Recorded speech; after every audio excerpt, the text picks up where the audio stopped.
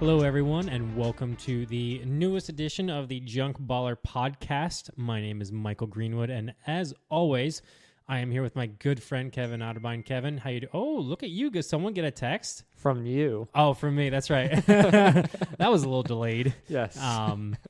Kevin, how you doing? I am doing good. Ah, Thanksgiving's a week away.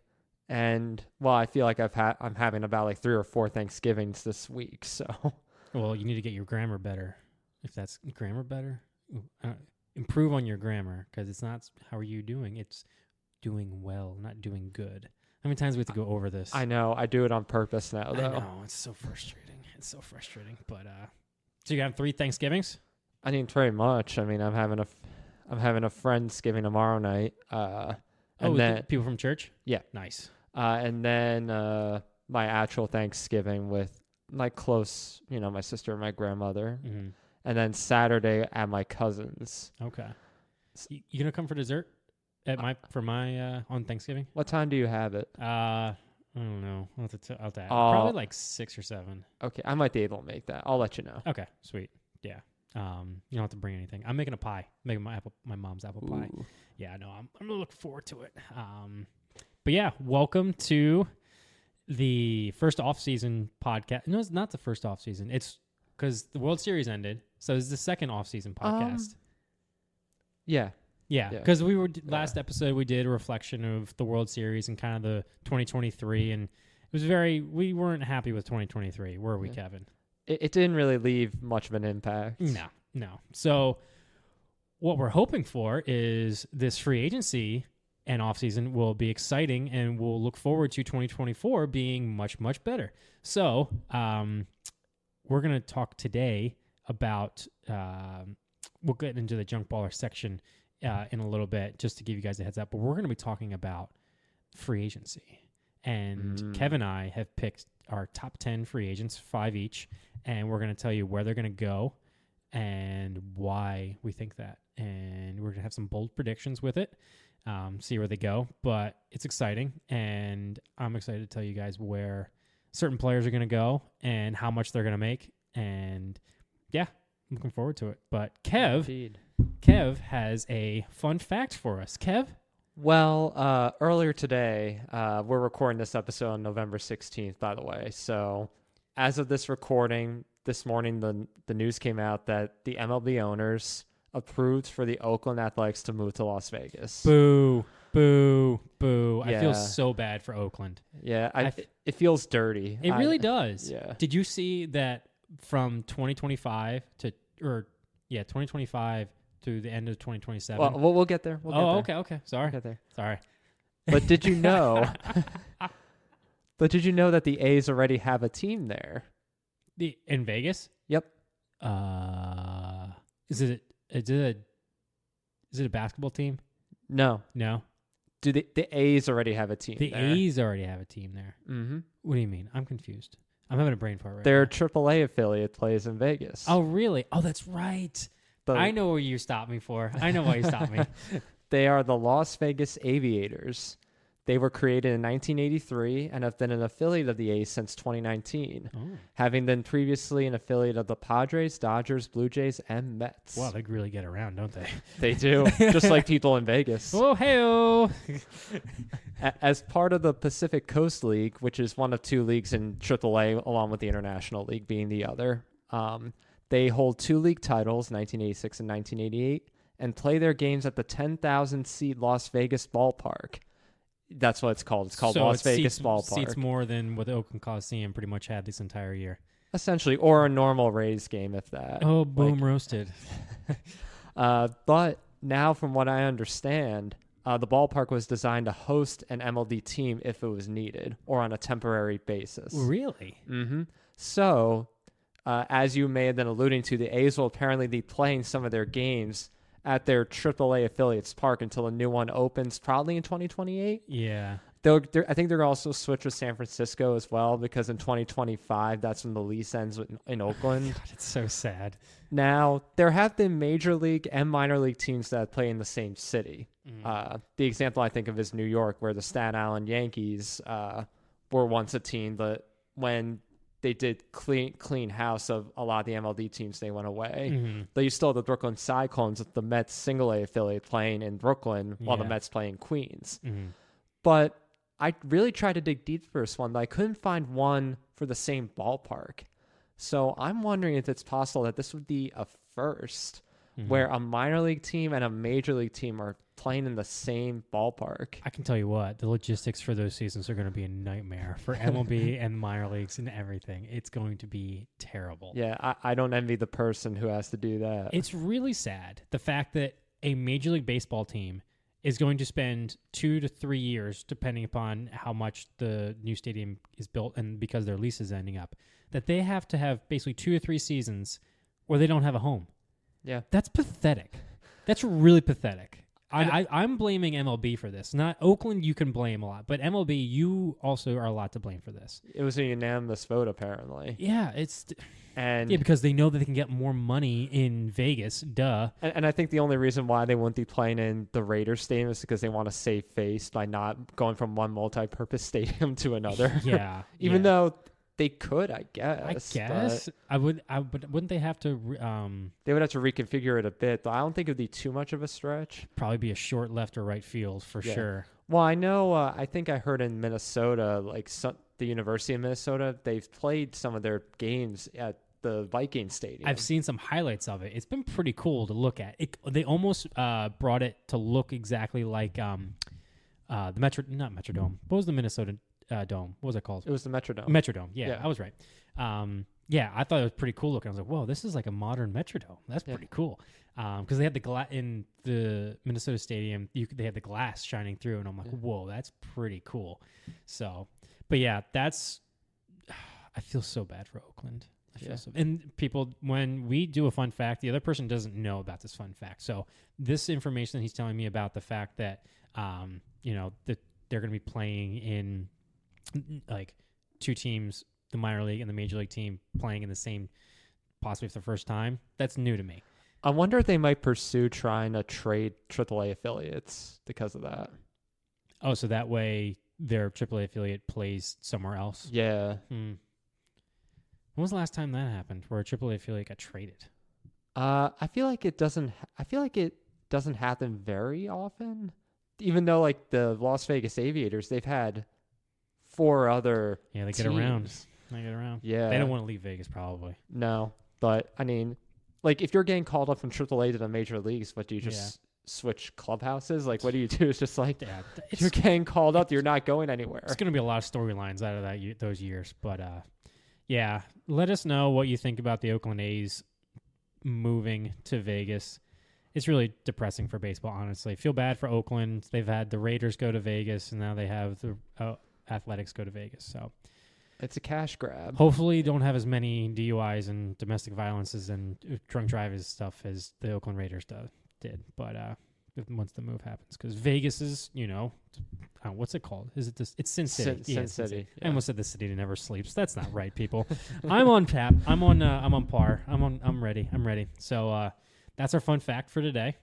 And now I think I have an idea. So I just thought of this on top of my head. Do you think we should go backwards from like the least? So we have top 10 free agents. Should we go from number 10 to number 1? Yeah. Because we obviously know who number 1 is. We should make the Yes. audience wait. Yeah. We should make the audience wait. Even though they probably know what it is too. Yeah, exactly. Okay, so that means, Kev, we are, for those listening, we did top 10 free agents, and we each picked 5. And we got our free agents from MLBTradeRumors.com. We kind of got a little bit of background and information from them, but that they had a list of top 50, and so we chose the top 10 of who we think and might be a little bit more fun for you guys to listen to. And Kev had the even numbers, and I had the odd numbers.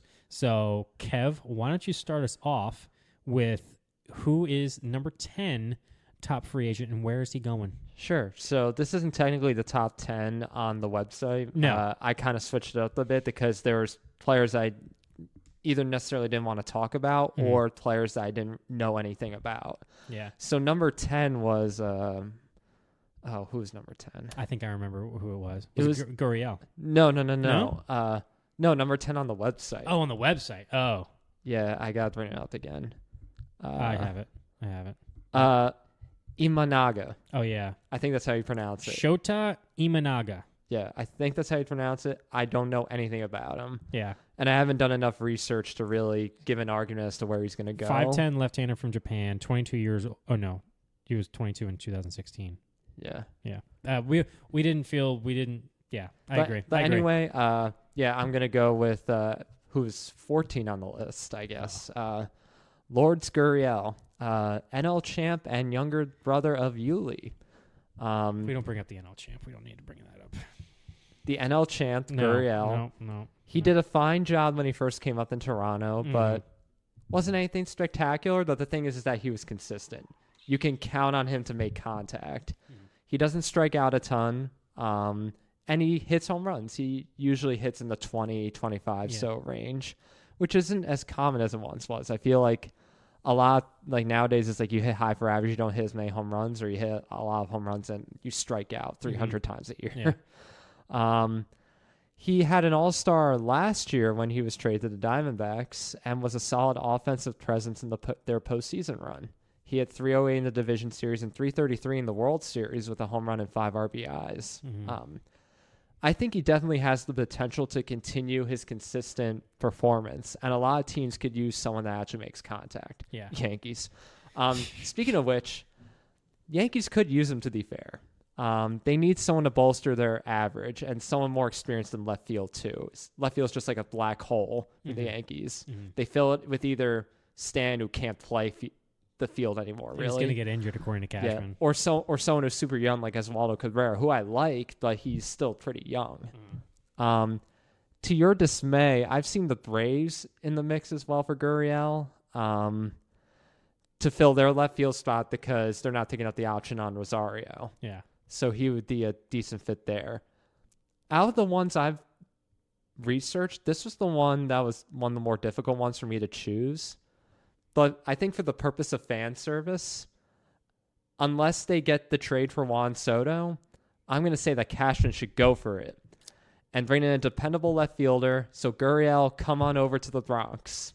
But again, that's dependent, I think, on the Juan Soto stuff. Oh, okay. Because there is a lot of rumors, as you may know, of Juan Soto being traded to the Yankees. Yeah. And he's a left fielder, so if they get Juan Soto, this point is moot. How old is he? Gurriel? Yeah. He's 30. 30? Yeah. Okay. He had a good year on my fantasy team. I picked him up late in the year because I had so many injuries. I finished with like 5 people that I drafted with. But no, he did pretty well. How much do you think he's going to get? I don't think he's going to get a ton. He might get a bit more per year. I don't think he's going to get a super long contract since he's 30. Like 3 years? I would say 3 years, maybe $50 million. Yeah, I could see that. I might go a little bit more just because he definitely has some potential. And if he goes, it wasn't a hitter-friendly ballpark with Arizona. The ball definitely flies more when the roof is open in Arizona, but they have it closed often. But, you know, if the roof's open in New York, where it's inside joke there. But no, if he goes to New York, he's probably 30 home run hitter. Yeah, I agree. Take advantage of those fences. All right, so our top 10, starting off with Yuli Gurriel to the Yankees. Not Yuli. Yuli? What did I say? You said Yuli. I did say Yuli. That's his older brother. Lourdes, yeah. Lourdes. Lord. I've had a hard time I'm going to call him pronunciation Lord. today, I'm calling people. him Lord. I had a hard time. Lord Gurriel. That's what we're calling him from now Lord on. Gurriel. Just show up in a I could see John Sterling's call right now. Oh gosh, terrible. Oh Lordy. I hate John Sterling. God bless him. He's fantastic as what he does, but I hate him so much. All right, so number 9, Gurriel to the Yankees. All right, my turn. Number 9, Sonny Gray. He finished second in Cy Young, I believe, for the AL after Garrett Cole. That was last night. Mm-hmm. And he's coming off as one of his best seasons he's ever had with the Twins. Finished with a below 3 ERA. And it's funny that you just talked about Gurriel because he just came from the Diamondbacks. Well, I think that Sonny Gray's heading to the Diamondbacks. Here's why. There's one thing the Diamondbacks struggled with in the playoffs is that they needed another starter because they had a bullpen game. And that those games, while they beat the Phillies in their bullpen game, which because the Phillies they had a different strategy, they definitely need more starting pitching. And what better to have to their young core with Gallen and a couple other pitchers coming up, other than Kelly. Kelly's a little bit older, but adding another veteran to their core that's locked up. Gray had a fantastic year, and he definitely had enough stats where he can get at least a 3 or 4 year deal. And he doesn't pitch well in big markets. You know that, but most of all, because when he was with the Yankees, he didn't pitch well. Mm. But he's pitched well pretty much everywhere else in the smaller markets. And so that's why I think that he would be the best fit with the Diamondbacks moving forward. Moves him out west. He's not getting a ton of publicity. And that ballpark is a hitter's ballpark, but you can pitch well. Like Gallen and Kelly pitched well this year. And I think that the Diamondbacks are going to look to add a little bit more depth to their team. And I think that Sonny Gray is going to get 3 years, about $70 million from the Diamondbacks. What are your thoughts? Yeah, I think that's a decent fit. They definitely need someone who's, I would say, a more veteran presence. Yeah. On that team, and not just their oldest guy. I think is Merrill Kelly. Yeah, and they have the youth, but if they bring in that extra veteran, again, I harken back to 2001, the Diamondbacks. Yeah, I feel like once they added Johnson and Schilling, having those veterans there, that really pushed them over the edge. Yeah. So me adding a presence like Sonny Gray, as long as he stays healthy, could be a good pickup. And I think Gallen's hitting free agency soon. I'm not 100% sure on that, actually. I should know that. But I know they have some pitching prospects coming up. But I think that adding another veteran for their window right now, because they just were in the championship. So you go that 2 or 3 years, you develop the young core a little bit more, but you have some veteran presence, so that way you can, be competitive, especially with that division with the Dodgers always going to be there, the Giants trying to revamp, and then the Padres hopefully revamping. I don't know. And then the Rockies just staying in the cellar. But who knows? So Sonny Gray to the Diamondbacks. That's my prediction. Alrighty. Number 8. Yeah, and that goes to me. Yeah, it's to you. Yep. I think if you've looked at any free agent list this offseason, you notice that's pretty top heavy. Mm-hmm. So if we're going backwards, the first couple don't necessarily blow my mind. Yeah. Not super impressive, but they do have qualities that a team could really use. So my free agent coming up next is Teoscar Hernandez. Swing and miss a lot. Yes. Swing I'll just throw it out there. Like lot. I said, he's not a super impressive player to me. For one, the Mariners didn't even give him a qualifying offer. No. And they traded for him in the offseason. Yeah. And they just were like, no, it's not going to work out. Also, he's pretty streaky. I mean, look at last year. He had a slow start. He turned it up for a few months, and then he slowed down again and limped to the finish line. Kind of like the Mariners in a whole last year. They were so streaky. They was we won 10 out of the last 15 games. And then, oh, no, we lost 10 out of the last 15 games. And then, like you said, the strikeouts, 211 strikeouts last year. I don't think that led baseball, but it certainly had to be in the top 10. Yeah. For sure, or top 5. Mm-hmm. I guess that's the trend for his type of player now, though. But when he's on, he's got power. Not counting the COVID year, he's hit at least 25 home runs each of the last 4 seasons. If any team is going to pick him up, and I think someone will, it'll be for what he could do slugging-wise. As to where he will go, I honestly think the Mets might try to throw their hat into the ring to bolster a struggling and hurt Nimmo and McNeil in their outfield. I don't think they'll necessarily get him, but I think they might try. Is McNeil playing in outfield? Yeah. I thought he did. No, he's a second baseman. Who am I thinking of? You get Nimmo in center. Yeah. Then you have... Well, I'm blanking too. Why? Anyway, their outfield stinks, and they... Yeah, you don't come to me for expertise on the Mets roster. Yeah, that's all you need to know. But anyway, I think they might try for it. But ultimately, there is a greater need for slugging that I think will be a better fit, and they'll try and make a push for him, and that is the White Sox. Even in a terrible division, they were terrible. Yeah. Tim Anderson struggled. He was hurt, so he's gone. that didn't help. Yeah. And other than Luis Robert Jr., there's really no one else that puts like fear in that lineup. Yeah, because Eloy's always hurt. Yeah. So maybe he can help with that and give that team some much needed power. So I think he'll be going to, and I'm just going to say it, the lesser team in Chicago. Wow.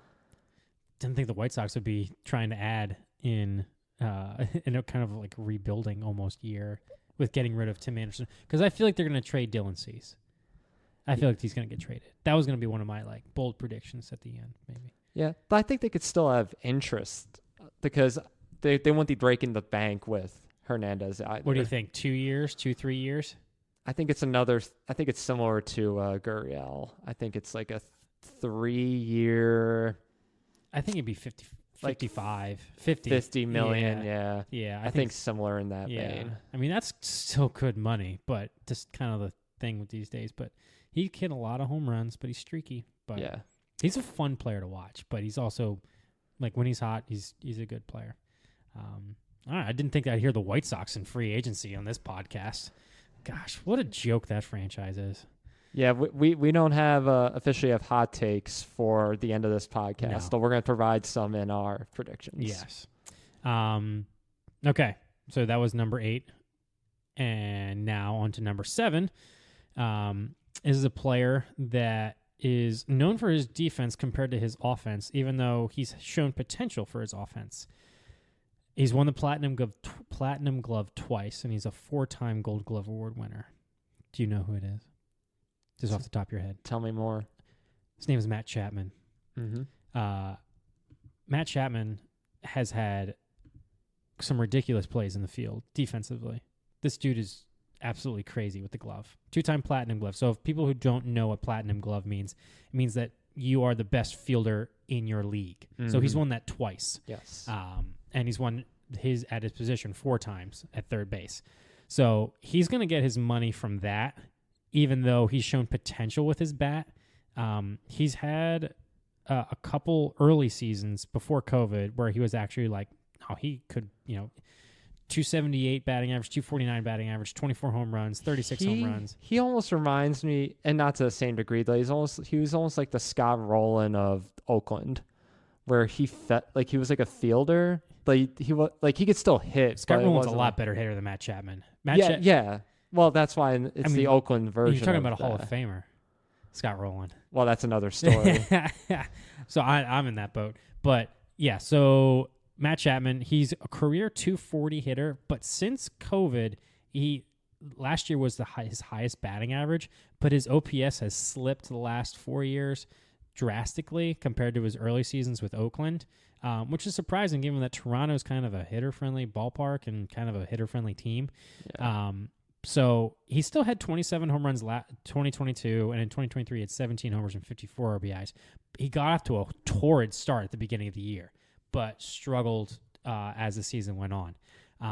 Still won the Gold Glove this year, but I think that he's still going to earn a decent amount of money, mostly because he has potential, because he is a good hitter, but he's so streaky. He just has that raw talent that a team can unlock. And I think a team like the Cubs is going to splash in free agency. And I think if they don't get Ohtani and if they can't re-sign Bellinger, they're going to revert to Matt Chapman. They're going to put him next to Dansby Swanson. Dansby Swanson's won 2-time Gold Gloves. He's won 2 Gold Gloves. And their third base prowess hasn't been good. They have Patrick Wisdom, and their other guy. Oh, God, crap. Can't remember his freaking name. They got him in the trade from the White Sox, but he hasn't been doing well. I think he had like a 600 OPS. So you have Dansby and Matt Chapman on the left side of the infield pretty much locked up. And I think he's going to get 5 years. This is my prediction. 5 years, 120. Now, that's all on basically of potential that he could do. I mean, his gloves earned him a lot of money because if he didn't have his glove, he wouldn't be getting anywhere close to 100 million. Totally. Probably be getting maybe like 15 million a year, maybe. Yeah. Kind of in the range of your guys that we're having, but he has so much raw talent that if he just has an average or a little bit more above average offensive prowess, he's going to be an all-star. Like he's been an all-star once. He's been in MVP voting twice, but ever since COVID, he just hasn't been the same player. Just a little bit different. He was hurt in 2020 as well. Yeah. So it's just, I like Matt Chapman. He's a fun player to watch, but it's kind of like he needs to be better. Yeah. And I think the Cubs, as you've seen, they're going to be aggressive with getting Counsell as the manager, and they're going after Ohtani. So I think that they'll eventually, I think he's going to sign with, that's my biggest or most expected landing spot for him, in my opinion. I don't see him going back to Toronto. I don't see it happening. I think I think he wants to come back to the U.S. So 5 years, 120 to the Cubs. Matt Chapman. Now I heard that. I mean, I don't know how serious of a rumor it is that the Phillies could potentially be interested in Chapman. No. The reason why people have been saying that is because Bohm had a low WAR, and Chapman has a higher WAR because of his glove. And he was in one stat thing where the Phillies were like, oh, they were really low in WAR this year for third base. Oh, they should probably go after Matt Chapman. No, Alec Bohm is fine. We love Alec Bohm. He drove in close to 100 runs or 100 runs. His glove has been a lot better. And, when they want to put Harper at DH no, they probably wouldn't do that. They'd probably just have Harper play first most of the time. But no, we like Bohm. He's grown on us, and we can't just keep getting rid of all their homegrown talent. It's just, you need to keep a couple. Like, Stott's going to be here for a while. Hopefully, Bohm can show a little bit more power next year. But, he's not coming. We're not getting Matt Chapman. I would have traded for him 2 years ago when Oakland traded him to Toronto. But, because Bohm was struggling and we didn't, but anyway. No, that's not happening. Well, that worked out for the better then. Yes. All right, who's next? Number 7? Yeah, number 7. Yeah, so probably one of my favorite closers that I've watched, Josh Hader. Yeah, I want the Phillies to get him. Who is a player who isn't sticking around in San Diego. I'll get to another San Diego player in a moment, but I think the trend is that they're trying to shed some salary and get under $200 million, I think. Yeah, because they got to pay that loan. Yeah, they got a lot of debt. But also, rest in peace to their owner. Yeah, I can't remember his name, but that was sad to hear. Indeed. But yeah, I mean, one of my favorites I've seen over the last couple of years. He was top notch in Milwaukee. 2022 accepted. He fell off then and was struggling when he went to San Diego. He came right back in 2023 though, with another stellar year. He's got a killer 1-2 combo of that sinker and slider. It's nasty. It's ridiculous. Look up highlights of him and you'll see just how nasty those pitches are. So as a free agent, he'll be courted by many contenders. Phillies. And the two names that I've heard are the Rangers and the Phillies. Mm-hmm. Two teams, as we know, that have had their share of closer struggles this year. I guess I'll start with the Phillies because, as you know, Kimbrel was quite an adventure on the mound this year. You don't say. Unfortunately, it ended in the playoffs. Gosh. Yeah. In the Phillies' advantage, I think they could probably outbid the Rangers if they wanted to. And to me, he seems like a guy who would fit right into that clubhouse. Mm-hmm. Because, the Phillies have really, had this like fun atmosphere. Yeah. And I think he would fit into that. I agree. But what the Rangers have that the Phillies don't is a ring. And I think that might be a difference there. But you know how hard it is to win again, too. It's hard to win again, but they had the foundation. That's very true, yeah. And the indication from almost everyone I've read is that the Rangers are going to really try and go for Hader. So they don't have to go through their own bullpen carousel. Yeah, true. They might have had a worse one than the Phillies did. Yeah. At least they had Kimbrel the whole year, right? Yeah. So, yeah. I mean, I wouldn't be surprised if the Phillies end up beating the Rangers out, but I think I'm going to side with the rumor mill on this one and say he's going to Arlington. Yeah. I would say 5 years. How old is he? He's 29, I think. and it's a closer position too. But Yeah. he might. There's even word that he might. He might have the highest contract for a closer. They might do higher than Edwin Diaz. I think so too. Well, Edwin was 5 years, 100. 102. I think he'll go. I'll just go a little higher than that. 5 years, 105. Yeah, I could see that. I was like 5 years, 110, around that. I want the Phillies to go after him, but here's the thing: Rob Thompson doesn't play, closer in his selected roles. He kind of just goes with the feel. Although he did use Kimbrel a lot in the closer role this year. He did.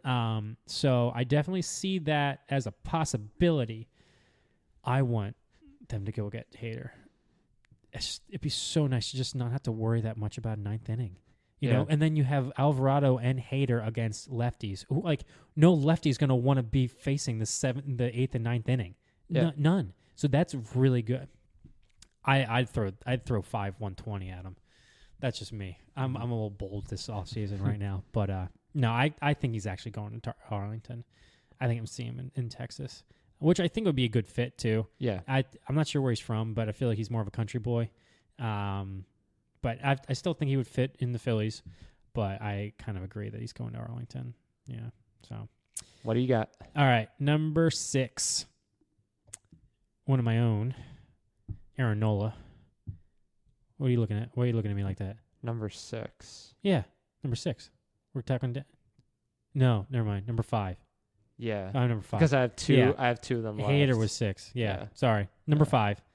I am so on point today. It's great. Number 5, Aaron Nola. Now, this one was hard for me to do because I am a very big fan of Nola. He's had some ups and downs, and he's been a little bit streaky, but he's shown a lot of promise. He's built up a lot of innings over the years. He's pitched the most innings since 2017, only behind Garrett Cole. And towards the end of this year, he made some adjustments because he was apparently looking at the pitch clock the entire time, and they told him to look at the different pitch clock because they have on the right side, left side. They told him to look at the other pitch clock, and so that way he would close would follow through a little bit differently. And last couple starts he did a lot better. It's amazing how just a simple thing of just looking at a clock can change a pitcher. So I think a team that is going to overspend on pitching is the St. Louis Cardinals. And boy, do they need pitching. Yes, they posted a starter's ERA of 5.08. Adam Wainwright had a 7 ERA. Straight and garbage. He's going to retire. Their best pitcher was Steven Matson. He didn't even pitch the whole year. And he had a 3.89 ERA. But then Miles Michaelis was their next best pitcher. And he had a 4.78 ERA. All right, just look at these ERAs. Miles Michaelis, 4.78. Adam Wainwright, 7.4. Steven Matz, 3.86, and that was in 17 starts. Then Dakota Hudson, 4.98. Matthew Liberatore, 5.25. Zach Thompson, 4.48. Drew Rom, 8.02. Jake Woodford, 6.23. And don't forget they had Jordan Montgomery for a bit. Yeah. Yep. Yeah, and he did fine. He had a 3.42 ERA, though he was 6-9. Yeah. So, and the Cardinals had a down year. I definitely think that they're going to be bounced back next year, but they're going to overpay for pitching. And what better to go with someone who's going to be reliable for you and eat up innings, so that way you're not relying on your bullpen. So I think Aaron Nola is going to get 7 years, $175 million from the Cardinals. That much? Yeah, I think he's going to get. So he was asking $200 from the Phillies, and I think that some other pitchers might get, a little bit less. You're going to do another pitcher, and I'm going to do a couple pitchers later. But Nola is dependable. He still has strikeout stuff, and I think that him being in more of a baseball town with St. Louis might help him. But I think that the Cardinals are going to overspend, and I think they're like, we really need pitching. And Nola's been dependable, and he's going to be 30, so good 4 or 5 years of him being in his early 30s, I think that would be good for them. So, and they really want to get back to the top of the division. You can't have the Cardinals be 2 years down. That city can't do it. So, I think 7 years, 175 for Nola. I definitely agree that it's a need that the Cardinals have to fill. Yeah. Without a doubt. I just don't think the Phillies are gonna. I don't think the Phillies are gonna match what he's gonna be getting from other teams. Yeah. I just don't think they're gonna do it. I want them to, but I'll explain a little bit later. I could with my definitely next see player. him going to St. Louis. That's a lot of money, though. I think for Nola. Yeah, but it's a little bit less than what DeGrom got. So DeGrom got, I think, 6 years, 180, I believe. So it's adding an extra year and a little bit less money. And DeGrom hasn't pitched that much. And No. DeGrom has been, he's the best pitcher in baseball when he's healthy. Yeah. But that's the thing that with Nola, he has health on his side. And he's high strikeout, high innings. You know, St. Louis isn't as much of a hitter's park as Citizens Bank. So not as many home runs to give up as he does give up home runs. That's been his weakness. Yeah. Pretty much, if he doesn't give up home runs, he's almost the best pitcher in baseball because he'll go to like the 5th or 6th inning and all of a sudden, boom, 3-run home run, and then his ERA gets boosted up. Yeah. So that's my prediction. All right, who's next? Number 4. Well, we're going to stick with pitching on this one. And a Cy Young winner in both leagues. That's right. Which that list is all Hall of Famers except for him now. Yeah. I mean, we'll see how it goes, but he's the weirdest pitcher that I've seen on so far. Yeah. Like in terms of the type of pitcher that he is. What's his name? And it's Blake Snell. Yeah, I was about to say. We're just talking about him, not even saying because his name. on the plus side, he's got the low ERA and he strikes out a lot of batters, but he never goes deep into games. No. How many times did he pitch in the 7th inning? Like once this year? I feel like they apply like the Java Chamberlain rule to him, and they just have him go like 5 or 6 innings, and they just take him out once he hits 5 innings. And he walks a lot of people. But with that said, he's won a Cy Young in both leagues. Yeah. And as a Cy Young winner, he's got to command a lot of interest with his credentials. While it's not an impossibility for him to go back to San Diego, I don't think that they will. I don't think so. Like we were saying the last time, they're trying to cut a lot of that salary to pay off some debt. And Blake Snell would definitely be a heavy weight on that team in terms of money. Rumor has it that, and I agree, I think he'll stay out west. And besides, why not stay in pitcher-friendly California anyway? Oh, yeah, I know where you're going with this. Yeah. And what a better place to be a pitcher than L.A.? Oh, no, I don't know where you're going with this. The Dodgers have been a very successful team over the years with a strong lineup and a great bullpen. But what's usually the hallmark of the Dodgers historically, their starting pitching, wasn't quite up to snuff this year. They've had their struggles. I think they had like a rotation area like over 4. Mm-hmm. So not great. Also, they're not going to have Kershaw until next summer. Also, he's a free agent. Yeah, he's a free agent. I gotta talk about that later. I got a really brain fart earlier today. I was But like, even if he stays, he's out of the job until next summer. Yep. And then you have Urias. He's Urias? out. Yeah, he's out. Yeah, being suspended for all next season, pretty much. Yeah. So in short, the Dodgers are going to need starting pitching. Yeah. And I think that Snell is going to jump on the I-5 from San Diego to Los Angeles. Wow. How much? It's going to be a lot. More than Nola? I think so. Oh, I think really? he'll hit 200 mil. Whoa, 200. Oh, I don't see him getting 200 million. Oh man, how many years? How old is he? He's 30 or 31. So I can't imagine it being more than like 5 or 6 years. Well, let me bring it down a bit if I'm going to go more conservative. Or no, let me say 6 years. I'll say 6 years. I'll bring it down to maybe not 200 mil. Maybe 180. So he's getting the deal that DeGrom got. Essentially. Wow. Oh, man. That's a lot of money for Blake Snell. So I'm not a big fan of Blake Snell. He's a good pitcher, but I don't see him going to the Dodgers, personally. I thought you were going to the Giants. That was probably my second choice. Yeah, because you said pitcher-friendly ballpark, and I was thinking, Yes. oh, definitely Yeah. AT&T. It's not AT&T. It's called It's Oracle. Oracle Park. Oracle Park now. It's still AT&T oh my Park. gosh! To me. All these freaking name changes. Well, it's better than Las Vegas Ballpark, I guess. Is that what it's going to be called? Well, the minor league team, that's the name of their ballpark, is called Las Vegas Ballpark. I thought that was what the A's new stadium was going to be called, like in 2028. That would be such an A's. No, A's Stadium would probably be like, Pepsi Ballpark at MGM Studios, Yeah. sponsored by Sportsbet or God, something. or Caesar's Palace Stadium. Gosh. No, they already have that, I think. Caesar's Palace Stadium. Or no, it's the Superdome in New Orleans. I think is Caesars. Oh yeah, you're right. Yeah, whatever. they'll have to change to Yeah. Luxor or Mandalay Bay Yeah. Stadium. So I think that Snell will probably get in the same ballpark as Nola, mostly because I don't know. That's just my opinion. I don't know. That's tough. I'm not going after Snell.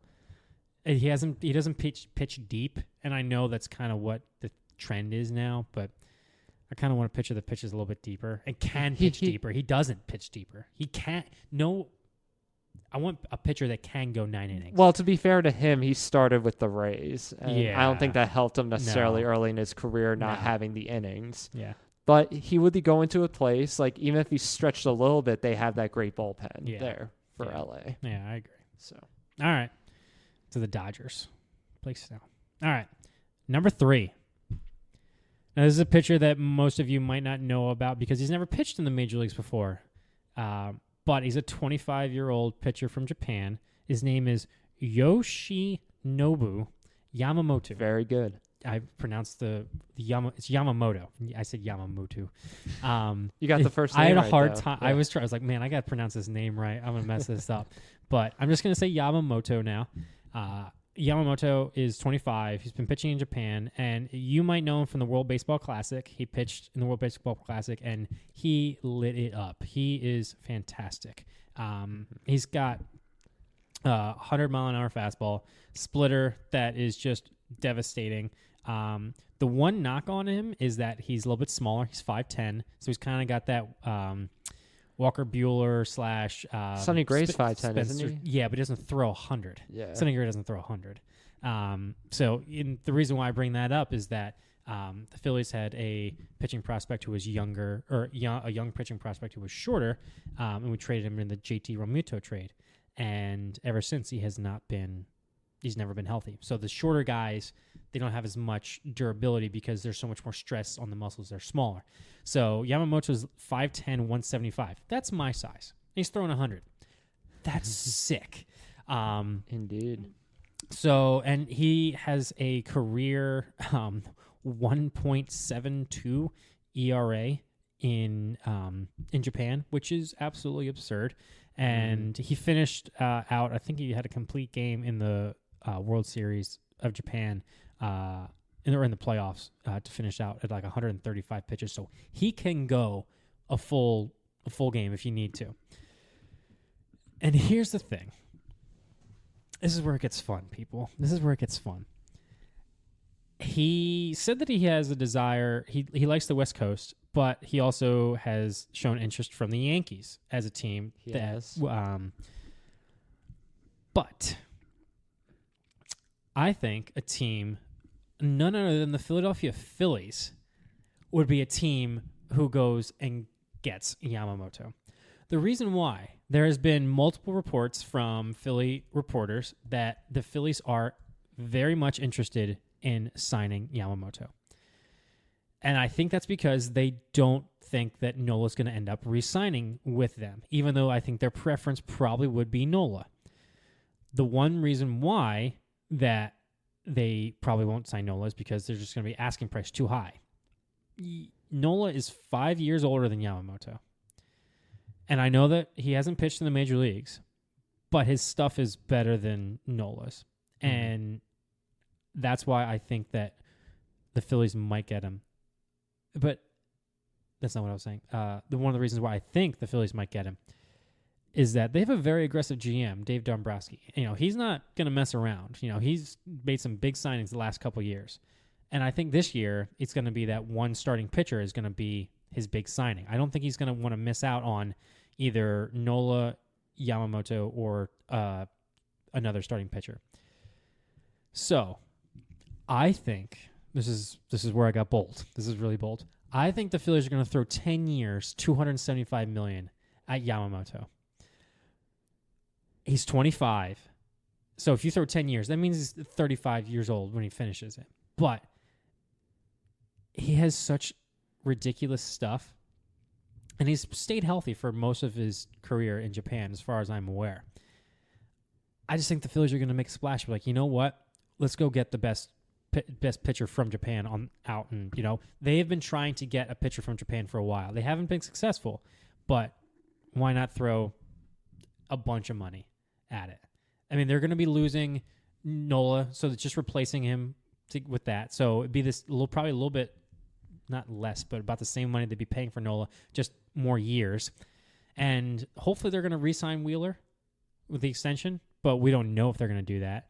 And Talon Walker looks like a mistake right now, so you kind of want to build up. They have some pitching prospects, but why not go get a 25-year-old guy that's young and has a lot of potential and work him? And, I feel like Philly needs a guy from Japan kind of just to root for.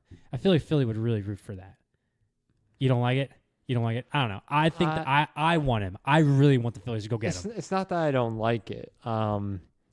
You're talking about Yamamoto being on the West Coast and how you're thinking that Snell might go to a team like the Giants. I thought that was my feeling for Yamamoto. Really? Is that he could potentially go there and fill that spot in San Francisco. God, I hate that. I'm not a huge fan of it either. I've also heard about the Yankees and the Mets pursuing him pretty hard. Yeah. So if the Phillies really want to go for him, they really gotta. That's why I'm saying 10 years, 275. Yeah, that's because I pretty much throw the kitchen sink at him. Because if that's pretty much what I was thinking. All right, 27.5 million a year. That's pretty much what Nola, or maybe Nola, get a little bit less. So why not pay just a little bit more for a guy that's younger and has 100-mile-an-hour stuff? He hasn't pitched in the majors, but Cody Senga pitched in the first year, and he did really well last year for the Mets. So. And I know that Cody Senga said that he really wanted to pitch with Yamamoto. So I know the Mets are trying, but I don't know if the Mets are going to spend that much money this offseason. But that's my prediction. That's what I think the Phillies should do. I want Yamamoto and I want Josh Hader. Those are my top two for the Phillies. But all right. I don't think that's going to happen. That's if they don't re-sign Nola and Reese. That's what I would wish, but I just don't think it's happening. But right. Anyway. All right, so what's number two? Number two, a guy who, unfortunately, injury has plagued him the last couple of years. But he did bounce back a bit this last year. He's a former Rookie of the Year and MVP. Mm-hmm. He's also a two-time All-Star, Gold Glove, NLCS MVP, and a World Series champion in his own right. Cody Bellinger. Billy. But as a former Rookie of the Year and MVP, there'll be a good deal of suitors for Cody. But as we remember in 2020, he pulled a Kendrys Morales and hurt himself celebrating. Yep. And his career really hasn't been the same since then. Mm-mm. That shoulder injury has caused him to really drop off in 2021 and 2022.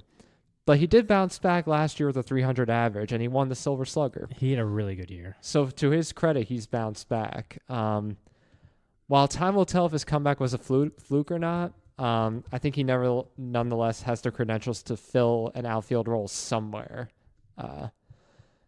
There are three teams that seem to be in the race right now. The Cubs, where he is right now, the Giants, and my Yankees. From a fan perspective, I could tell you that the Yankees could really use him as long as he stays healthy. The Yankees haven't had a great track record of producing healthy ball players over the years.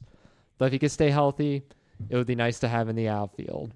The Giants, on the other hand, and I just feel bad for the Giants because I feel like they've been screwed over with the free agent. Like, they try and get free agents and they haven't really gotten them. Oh, boo-hoo. I don't care. I hate the Giants. I mean, with Aaron Judge and the whole... You mean Arson Judge? Arson Judge. Well, Arson Judge is still there. That's but true. Aaron Judge didn't get That's right. resigned. You're right. Yeah. You're right. And then the whole Correa fiasco. Oh, gosh. What a nightmare last offseason was. That, along with the new manager, no Gabe Kapler, could be a shot in the arm for San Francisco. Good for them. God, Gabe, what a joke. Or he can remain where he's at, where he's already been given a qualifying offer, and he's clearly comfortable there. And it's a team that, could be competitive. So I think it's for that reason why I think he's just testing the waters right now at free agency. I think he's trying to get a better offer and maybe bring his value up a bit to stay in Chicago. You think he's going to stay in Chicago? I think he's staying in Chicago. Like percentage-wise? 75%. 75. Okay, that's pretty high. Yeah. That's pretty high. I could see it. I definitely see him probably sticking in Chicago. But, so here's the thing. I don't want Cody Bellinger. I wouldn't want him on my team. He had a good bounce back year. Yeah. I think he's just been too inconsistent for me to spend how much do you think he's getting, too? Because there's been rumors he's getting over $200 million. I don't think he should get that much. Well, yeah, you don't think, but what do you think he's actually going to get? Because I think he's going to get over $200 million. Scott Boras, did you hear what Scott Boras said? He said MLB got to see a taste of what Cody Bellinger can do last season. To get him to sign with you, you're gonna have to to get the whole Cody Bellinger. You're gonna have to fork up a whole lot more. And I was like, good Lord. Well, he's 28 years old. Yeah, he is young. He does have that. He is young, and it's the injury thing. If he could stay healthy, I think he could really play a good contract. So maybe 9 years, and this is hard. I think he's gonna get. I think he would get over 200 million, but maybe closer to 250. 9 years, 250. Yeah. Okay, I wasn't thinking that high. Oh Yeah. my goodness. Oh God, that's a lot of money. It is that's a lot of money for Cody Bellinger. It's for a bounce back year, because if he didn't have this bounce back year, if he had 20 if he hit 270 and 20 home runs, he's not getting anywhere close to. But because he hit 26. Well, also, what big contracts does Chicago have right now? Dansby Swanson. They have another one. Who else do they have? I know they have one other. I think they just re-signed a couple guys to a little higher contracts. But all right, let's look it up real quick. Well, let's. I'll do that while you. No, we're on this. It's all right. Chicago Cubs. Yeah, that's for our listeners. I know. Well, while he's looking up contracts here, I'll tell you more about Mr. Cody Bellinger, who's the son of Clay Bellinger, who played for the Yankees and was on their 2000 World Series team. Fun fact. Okay. Fun fact. There we go. Anyway, so Dansby Swanson, $26 million a year.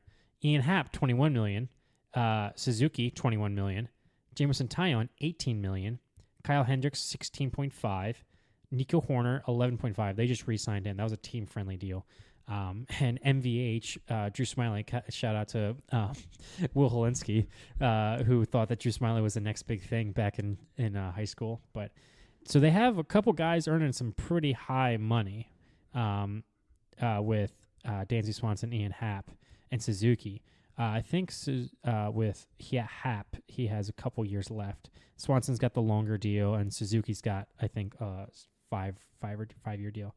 So the 150 projected total payroll is $182 million. So they have a high payroll, but I think that they're going to splash. But I don't know if they're going to splash for Bellinger. I don't know if they're going to go over 250.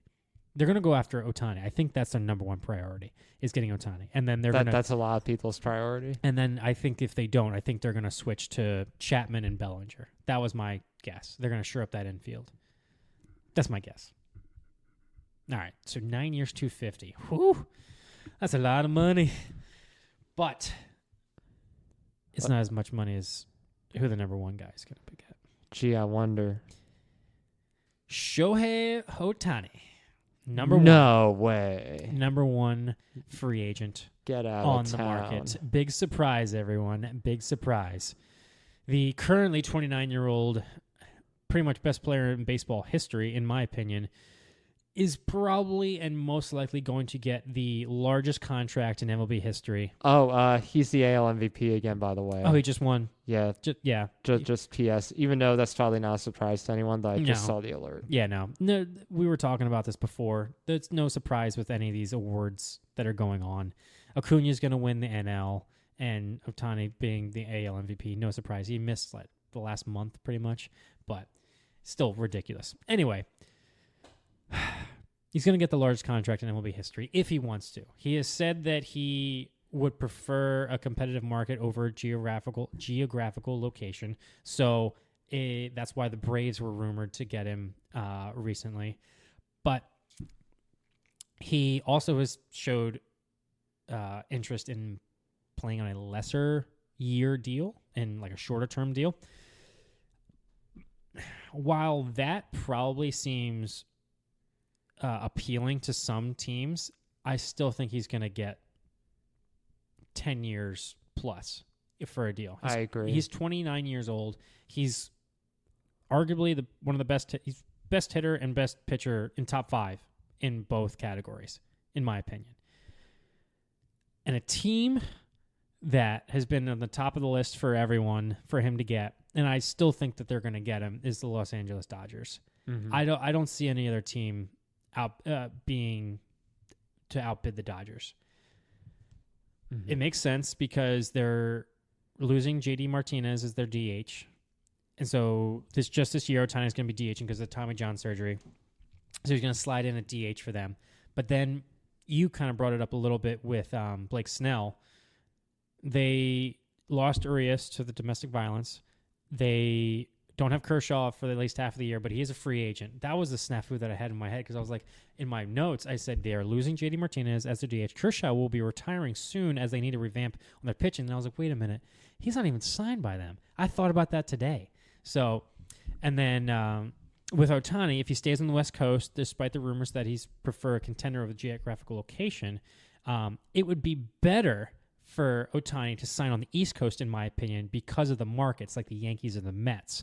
But I don't see them getting in a bidding war for Ohtani. I see them focusing on more on other things. So I thought that the Dodger blue was the way that he was going to go. Mm-hmm. I thought 10 years, $515 million. Now I think he's going to get $500 million at least. I think so too. I thought 10 years, $515 was more conservative, in my opinion, for what he's going to get for the double-digit year. Because that way he'll be 40 when he becomes a free agent again. But also the wear and tear on his body. We don't know what this is going to hold. But I think the Dodgers are like, you know what? We want to have the best player in baseball on our team. Mm-hmm. And can you imagine Freeman, Betts, and Ohtani? Now, those guys will all be 30 on the other side of 30 by the come next year. Mm-hmm. So that is the only downside with it. And they're all getting paid ridiculous amounts of money. But that's what the Dodgers do. The Dodgers are going to splash. And they have the farm system to like, oh, he gets hurt. Oh, we have, Walker Buehler's coming back. Well, they have Dustin May's going to eventually come back, although I don't know if he's going to be able to pitch ever again with how many injuries he gets. But I just think the Dodgers are going to go after Ohtani. Mm-hmm. I would love if he went on the East Coast. I think that him being on an East Coast team would be better for baseball. Now, if he went to the Yankees, I wouldn't mind it. I don't want him going to the Mets. That would be the worst. But if he was on the Yankees, that'd be really, really good for baseball.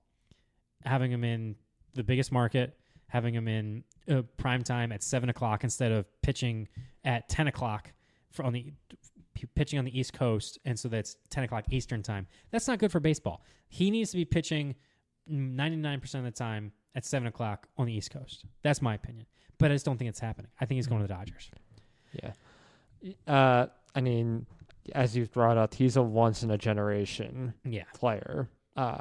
Talent for sure. And you got to sign him to that long-term contract. If you're a team, you have to do it. Yeah. For someone like him, the players don't come around like him. Yeah. And especially with this UCL injury, you're going to need that long-term to make sure that his UCL heals up so that he can pitch again. Yeah. Because he's not going to be pitching for at least not next year. Yeah. Maybe next year in 2025 he will. Yeah, I don't see that. Like, you bring up a good point. Like, I don't see him signing like a 2 or 3 year deal, like, in just, know, with a high AV. No. But you think back a couple podcasts ago, you thought that he would be going to the Mariners. That was my hot take. Do you still think that could be a possibility? I think it's a possibility, but do I think it as a probability? Probably not. Yeah. But that's why it's a hot take. Yeah. He is the great wild card in the whole free agent scheme here. It's very true. If one team signs him, that pretty much cancels out all these other players. So let's go back to, Snell, for instance. Yeah. if they sign Ohtani, they're not getting Snell. No, they're not. They don't need That's Snell. very true. If he gets signed by the Cubs, they're not going to re-sign Bellinger. Nope. It really throws all these other players Yeah. in disarray here. That's why I think that Yeah. MLB is. They might not talk to him, but they're going to try like, hey, you kind of got to get this. Like, you are the biggest thing. You got to figure out the decision pretty quick. Like, do you think he'll have a decision made by Christmas? Because if it's not, then there's going to be a lot of players like, all right, I need to get signed. Like, this is my family. Like, all these guys we listed, hey, I need money. Like, Yeah. I need my money. I need my contract. I need to figure this out. I can't just be in disarray waiting on this one guy. By the end of the year, You think by the end of the year? yeah, Okay. I think so. Yeah, it's so true that his signing really reflects on so many players because he's a hitter and a pitcher. It's going to be interesting. It's going to be interesting. I hope he doesn't go to the Mets either. Yeah, oh God, please don't go to the Mets. I don't think anyone wants him on the Mets other than Mets fans. No. But yeah, that's what we got for you guys. We have our top 10 free agents and where they're going to go. Take it to the bank. That's what's going to happen. Everything that we've listed is verbatim what these players are going to do. We'll keep track.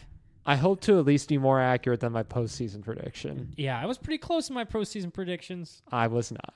I also predicted Skip Schumacher to win Manager of the Year. Kev can attest to that. It's not in writing, but I told Kev that. Just going to brag there. Anyway. But you also predicted the Dodgers would make the postseason. That's true. Yeah, that was my hot take. They didn't go very far, No. but they did make it. Yeah. They pretty much did the same exact thing as most teams that didn't make the playoffs. They didn't win a playoff game. Yeah. So was I really wrong in that sense? Anyway, take these predictions to the bank, cash them, deposit them, whatever you want to do. They're going to happen. Put some bets on it. Say, is that be liable for that? I don't want to endorse betting. That's here, true. really, Okay, don't so. bet. Don't bet. We're not doing that. But let us know your predictions, what you want your team to do, and where you think these players are going to go. I might put this out on the Instagram. Just like have a list and like, hey, where do you think these players? Like, do you agree with our list? Do you agree with how much money they're going to get? So, I thought this was fun. Seeing how all these players where they're going to go, and I know it's a lot of just talk about a couple players and everything, and we're not talking about a lot of different topics, but this is kind of the fun part of the offseason. Like, hey, how much is this guy going to make? Where's he going to go? Which team's going to spend? But yeah, see where it goes, and we're looking forward to a good offseason, people. We shall. Hopefully it'll be more interesting than the regular season. Oh my God, it was terrible. But with Ohtani, I'm sure it will be. Oh yeah, no, it's pretty much going to be, hey, where'd Ohtani go? Oh, he signed here? Okay, then like next week. Oh, this guy signed, this guy signed, this guy signed. So, all right, people, that's it for our free agent predictions. We'll catch you next time on the Junk Baller Podcast. Peace.